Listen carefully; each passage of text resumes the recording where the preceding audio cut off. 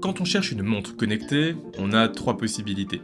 Soit on part vers des montres ou bracelets connectés qui ne sont pas très smart et sont réduits en fonctionnalité, mais qui pour autant font un suivi sportif et des notifications convaincants et ont une très longue autonomie. On peut ensuite partir vers les montres de sport, moins connectées et parfois pas tactiles, comme par exemple chez Garmin, mais avec de nombreuses fonctionnalités de santé et une autonomie pouvant aller jusqu'à 1 mois. Enfin, on peut aussi se pencher vers les smartwatches, comme par exemple l'Apple Watch, c'est-à-dire la montre connectée la plus vendue, qui est performante, oui, mais quand même très peu endurante, et surtout, si on n'a pas d'iPhone, elle nous sert à rien.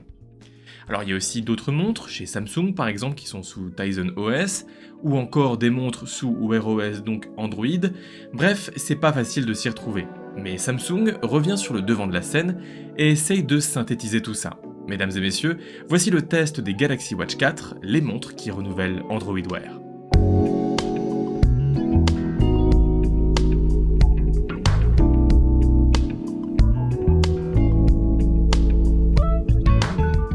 Pour le design, on va faire ça en vitesse, car c'est une question que j'ai largement abordée dans ma précédente vidéo que je vous invite à consulter. Globalement, je trouve les deux modèles très beaux, chacun dans leur propre style. Aluminium d'un côté ou acier inoxydable de l'autre, ça sera surtout une question de préférence personnelle et de prix. Mais s'il y a bien un point qui m'énerve un petit peu, c'est le type de bracelet que Samsung a intégré avec ses Watch 4. Déjà, ce bracelet est assez limité dans ses possibilités de flexion, de par son design, ce qui le rend pas très adapté et pas très agréable pour les poignets assez fins. Mais surtout, Samsung incorpore le même bracelet en silicone dans le modèle standard et dans le modèle classique, alors que ce modèle classique est une édition qui se veut un petit peu plus habillée et moins sport. D'autres fabricants sont carrément moins radins et fournissent des bracelets en cuir, je pense notamment à Huawei et leurs montres coûtent 2 fois moins cher. C'est pour moi un gros point négatif car il va falloir repasser à la caisse pour acheter des bracelets, surtout en 20 mm, ce qui n'est pas la taille de bracelet la plus commune. Ce choix de bracelet, en silicone, assez sport, s'explique peut-être par le fait que les Galaxy Watch 4 ont fait un bond énorme dans le domaine de la santé. Et elles intègrent de nombreux capteurs dédiés au dos de la montre. Samsung est très prudent pour autant et ne cesse pas de répéter que ces mesures ne peuvent être utilisées dans un cadre médical, mais je peux vous garantir que les données inscrites sont suffisamment fiables pour vous aiguiller à la louche sur ce qui se passe quand même dans votre corps. Entre la possibilité de faire un ECG à la volée, de calculer sa tension, son taux d'oxygène dans le sang ou encore d'avoir un biotracker pour calculer ses données corporelles comme par exemple le taux de gras, le taux de muscle, etc. Cette montre est vraiment un super compagnon au quotidien pour garder un œil sur son corps. Cependant, sur ce dernier capteur, le biotracker, j'ai remarqué une fiabilité des données variable. Disons que pour une fiabilité maximale, le biotracker doit être utilisé au réveil, le matin. Dans ces conditions, le capteur me donne un résultat équivalent à ma balance connectée.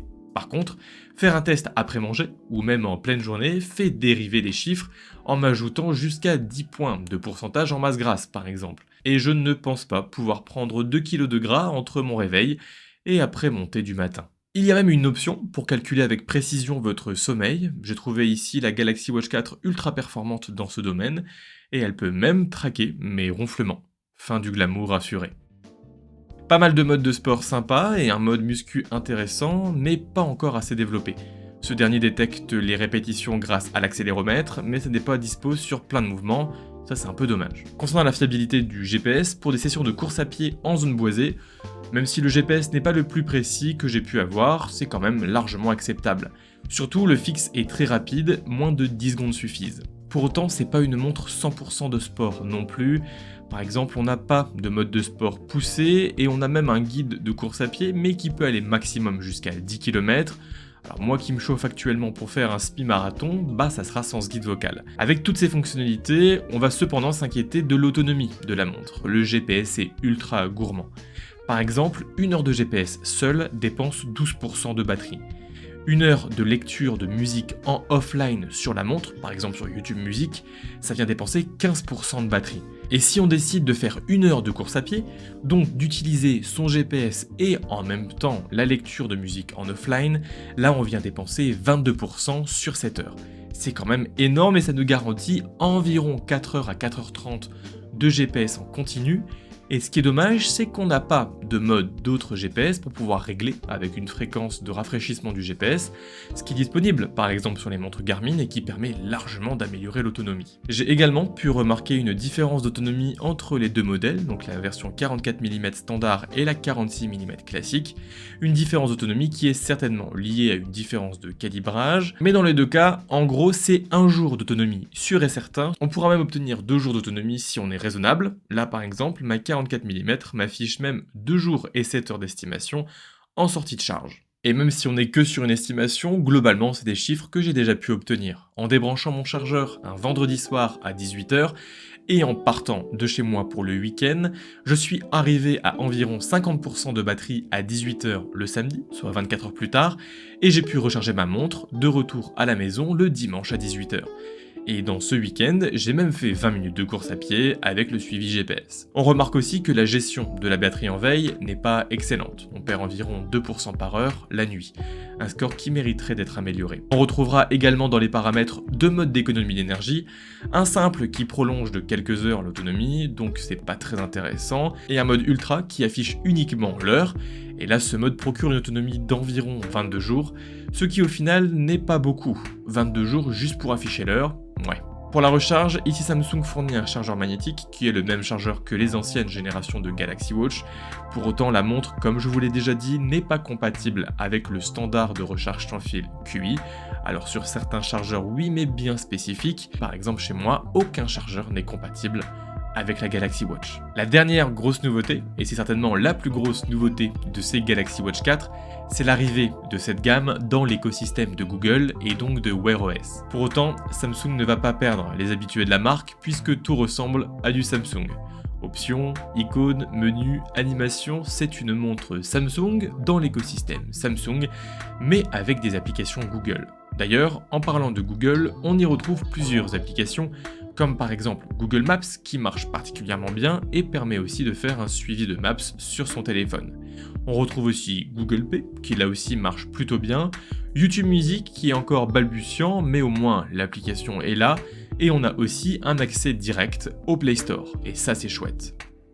La navigation est assez simple. À gauche, on a les notifications, à droite, les différentes tuiles qu'on aura choisies à l'avance, en haut, on retrouve les paramètres et les options rapides, et en bas se loge le tiroir d'applications, rangé façon Apple Watch, mais pas trop. Malheureusement, ce système mixé entre Tizen et Wear OS n'est pas sans défaut. Je subis par exemple encore et toujours un problème de notification. Certaines notifications sont complètement silencieuses, alors que d'autres vibrent bien à mon poignet, alors que tout est bien activé dans les paramètres. De plus, la montre a beau être très performante au quotidien, j'ai aussi rencontré de nombreux bugs avec d'importants freezes ou lags qu'on ne peut même pas résoudre via un appui long sur un des boutons pour redémarrer la montre, car un appui long réveille Bixby. Bixby ? Bah oui, n'espérez pas non plus avoir Google Assistant sur une montre Samsung. Bon allez, je suis mauvaise langue parce que c'est une fonctionnalité qui est quand même censée arriver dans les semaines, voire les mois qui arrivent. Les Galaxy Watch 4 proposent donc un système applicatif encore balbutiant avec des applications torchées avec le cul. Et si je dois vous faire une liste, eh bien sachez que, par exemple, il n'est pas possible de lire des musiques sur YouTube Music si elles ne sont pas téléchargées au préalable. Mais pour télécharger ces musiques, il faut que la montre soit en rechargement. Bref, c'est super lourd, c'est chiant, ça sert à rien. Pareil, on est confronté à l'impossibilité de choisir avec précision sa playlist sur Spotify. On n'a pas de Google Assistant sur la montre, on n'a pas d'application Facebook, ni Facebook Messenger, ni Instagram, on n'a pas de gestion des Google Home, on n'a pas d'application Gmail, mais on a une application Outlook, à se demander par qui est développé Android et Wear OS.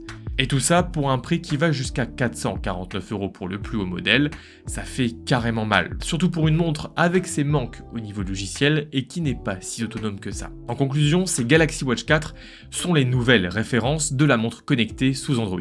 Elles sont ce qui se rapproche de plus d'une Apple Watch en termes de fonctionnalité et d'autonomie, pour le meilleur et pour le pire. Pas vraiment faite pour les grands sportifs, trop chère pour les néophytes, pas assez endurante pour une majorité d'utilisateurs, je pense qu'elles ne pourront trouver leur salut que dans les prochaines mises à jour d'Android Wear. Alors ce ne sont pas de mauvaises montres, non, elles sont même très agréables à utiliser au quotidien, mais elles ont encore énormément de choses à prouver. Ce test a été réalisé après 10 jours d'essai sur les Galaxy Watch 4 44 mm et Galaxy Watch 4 46 mm classiques. Les appareils ont été achetés par mes soins et comme toujours sur mes vidéos, l'avis présenté est subjectif, mais c'est le mien. N'hésitez pas à vous abonner à la chaîne pour découvrir les prochaines vidéos. On se dit à la prochaine, prenez soin de vous et restez curieux. Allez, salut!